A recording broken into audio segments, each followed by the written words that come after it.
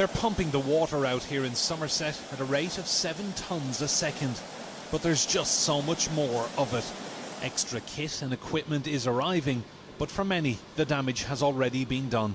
Some people have been unable to wash themselves or their clothes in their own homes for 3 weeks. We just come back from my daughter's, having had showers and breakfast, and she's done some washing for us. So it's that sort of practicality, really, which is impossible at the moment. We haven't been able to do things like that for 2 or 3 weeks now, isn't it?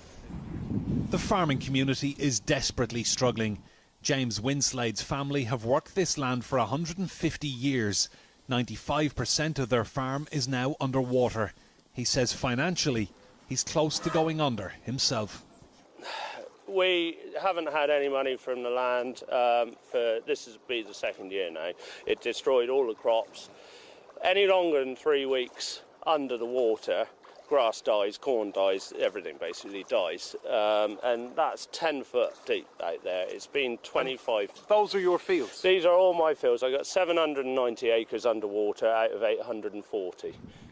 Last year's floods cost the county £10 million. The bill this year is rising even more quickly. It's estimated that around 31,000 acres are currently underwater in Somerset. That's 2.8% of the entire county. Already the cost to agriculture, industry and tourism is likely to have run into several £1 million. Council leaders say this is a county in crisis and they're urging the government to give them more help. We've got the Environment Agency and DEFRA listening, but in my view not taking enough action. We've been underwater for 3 weeks now. There's no let-up in the rain coming down, and obviously the water levels on the moorlands are rising. So we are getting towards breaking point. The county is coping, but we're getting to breaking point. There's anger here and frustration too, but more than anything, there's worry.